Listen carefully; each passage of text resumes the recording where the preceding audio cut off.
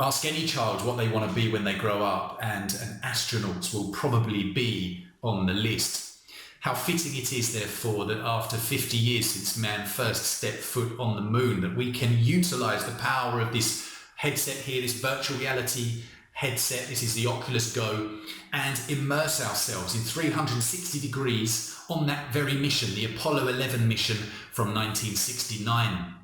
Now, as always, these videos are coming at things from the language learning perspective. So I want to show you how you might be able to harness this content, utilize it to improve the way that people learn English as a foreign language, or even if you're a teacher, how it might even improve the way you approach language teaching. So we will be picking up some of the useful expressions, grammar, and idioms and pronunciation as well as we look through this virtual reality experience, which has a mix of archived video and audio, in addition to some recreated scenes as well. So let's jump right in.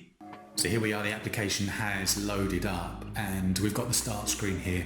But anyway, let's jump into the options here, and so you can adjust the music and the sound. And interestingly, actually, we've got the subtitles option. So for English language learners, I think that could be really, really useful. So we're going to select on for that. We're going to go back to the home option and we're going to start the journey. So we have an option here, cinematic, sit back and relax, and interactive, take control during docking, landing and moonwalk sections. And already we can see some of the keywords associated with this topic. So we've got docking, landing and moonwalk, and that's without even starting the experience. I tell you what, let's go interactive. Where are we now?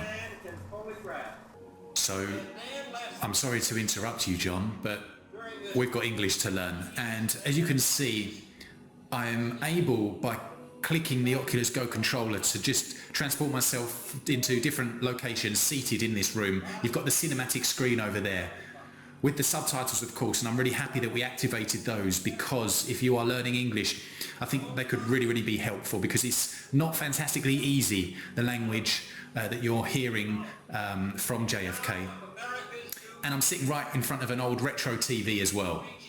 And again, as an English language teacher, you might just even want to press the back button, which effectively pauses that scene. And you might just want to get the students to take their headsets off, gather round and just get them to talk about what they've experienced so far, what they've seen, some of the words. And you could even restart the section to revisit some of the vocabulary that's used by John F. Kennedy in his famous speech. So already there are some ideas of how to utilize this technology within the classroom.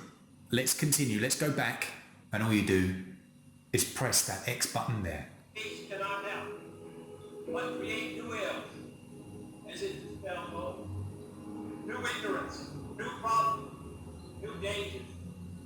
Surely the opening vistas of space, the exploration of space will go ahead. So I've stopped it there just because we've got a keyword there that could be used to talk about this topic. So the exploration of space, or space exploration. So maybe get the students talking about that. So we move on now to the second part of this experience. This is the 16th of July 69 at the Kennedy Space Center. I think the momentous, most memorable thing that I can recall about that particular day was the opportunity, while my two friends here were being put into the spacecraft, to stand alone by myself out there and look at the rocket and the quietness and see the sun come up and the waves rolling in, and the evidence of the millions of people watching. I've stopped it again just because you could ask the students at this point, what have you seen up till now? What can you see? So just to stimulate that important vocabulary about this topic. So looking at it again, rocket is one of them, platform, landing area, or all types of words that you could use. And maybe at this point you don't even need to get the students removing their headsets. If there's a few of them looking at this, you could just get them interacting. So what do you see? What colours? What's the weather like on this day?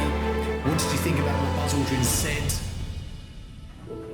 And there we are. I suppose that's him. We had a 90% chance of getting back safely to Earth on that flight, but only a 50-50 chance of making a successful landing on the first attempt. There's spacesuits there, more vocabulary, ask them the questions, very specific vocabulary here.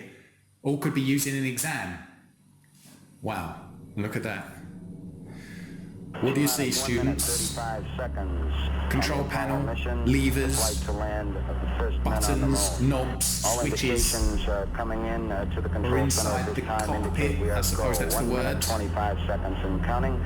Our status board indicates the third stage completely pressurized. Just to stimulate that English vocabulary and get the students interacting and talking. What did you see? And here we go, we've got the subtitles right in front of us because we selected that in the menu. 17 seconds, leading up to the ignition sequence at 8.9 seconds. We're approaching the 60 seconds. So I've just paused that there again, and we're coming into the end of this video that showing you this experience. But what I want to do as well is actually show you some of the features. If we jump back to the home menu here, you can actually select the stages that you want. So that there, and it shows you the sections that you've already done as well. So I've done 3 of them so far. And that's really, really useful, again, from a language learning perspective. You could get them just to watch one scene. You could get them to listen to the vocabulary and then come out of VR and then discuss that. What did you hear? What were the vocabulary items that you picked up? What was the weather like and what vocabulary did you see, etc. around you?